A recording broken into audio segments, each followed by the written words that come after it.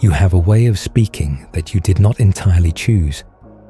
Certain words feel right in your mouth while others feel foreign. Certain rhythms come naturally. Pauses where you always pause. Emphases where you always emphasize. You think you are simply expressing yourself, but there is something beneath the expression. A structure you did not build. A voice that speaks through you while pretending to be you. Listen to yourself in different situations. The way you talk to your boss is not the way you talk to your friends. The way you speak when you want something is not the way you speak when you feel safe. You are not one voice. You are many. And each of these voices reveals something about who you are trying to be, who you are afraid to be, and who you actually are underneath it all. Your speech is a mask you forgot you were wearing.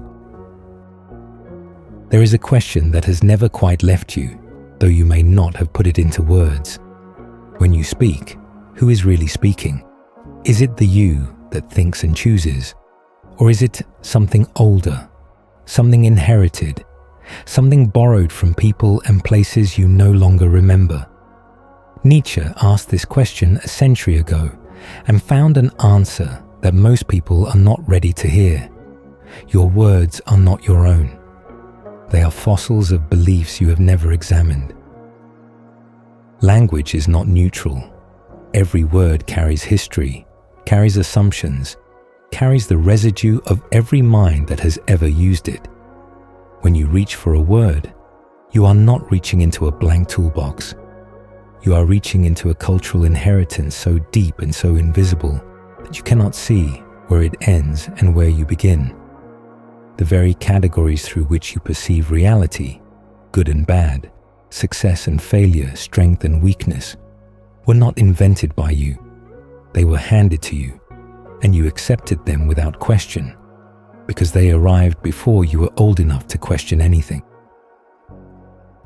Nietzsche saw language as a kind of prison disguised as a tool. He understood that we do not use words to describe a reality we perceive independently. We perceive reality through words. The limits of your language are the limits of your world. If you do not have a word for a feeling, you will struggle to feel it clearly. If your vocabulary divides the world one way, you will see divisions where someone else sees continuity. You are not a free consciousness observing an objective universe.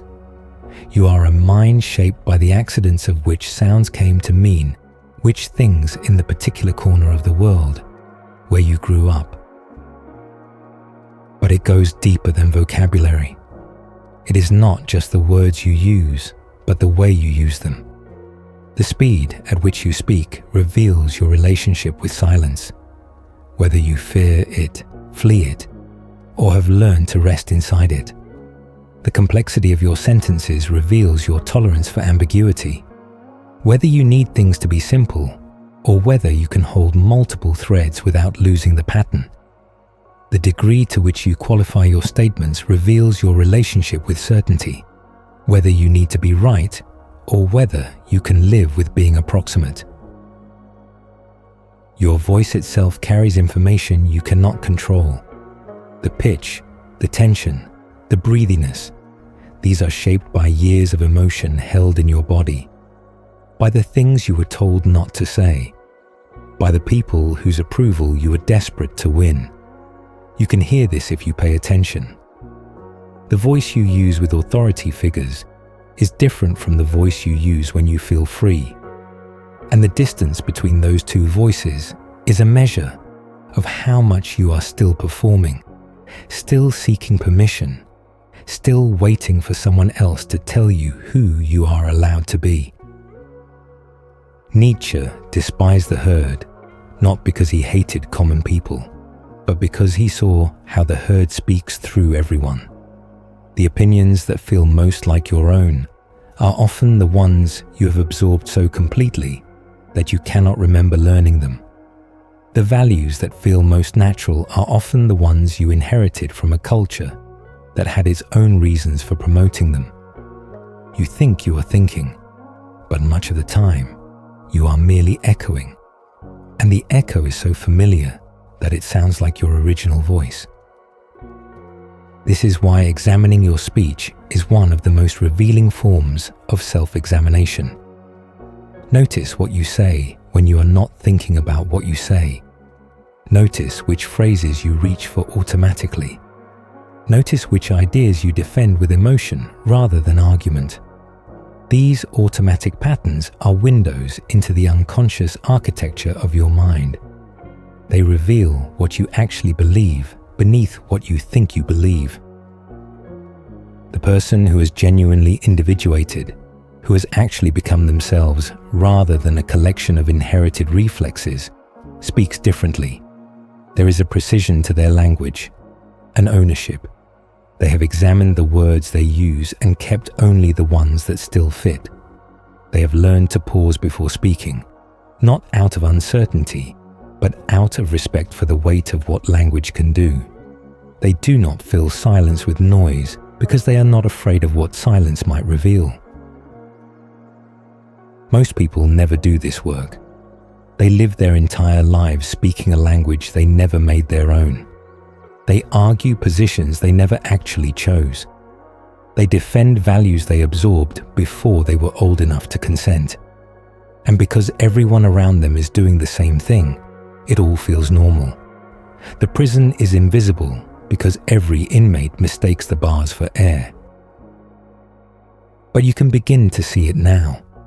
You can begin to listen to yourself with new ears. Not to judge. Judgment is just another inherited reflex. But to notice, to ask, whose voice is this? Where did this phrase come from? What does this word assume that I have never examined? This is not easy work.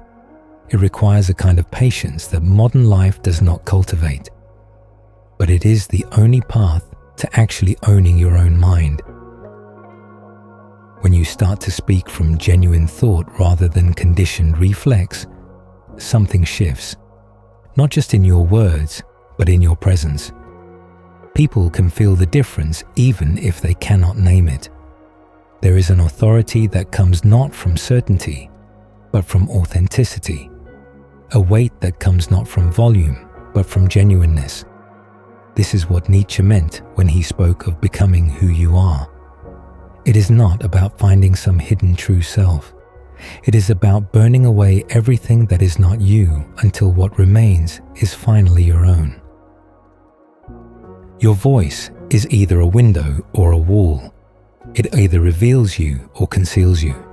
And the choice between these is made not once, but in every sentence, every pause, every word you reach for in the dark. Listen closely. The most important conversation you will ever have is the one you are having with yourself, about who is really speaking.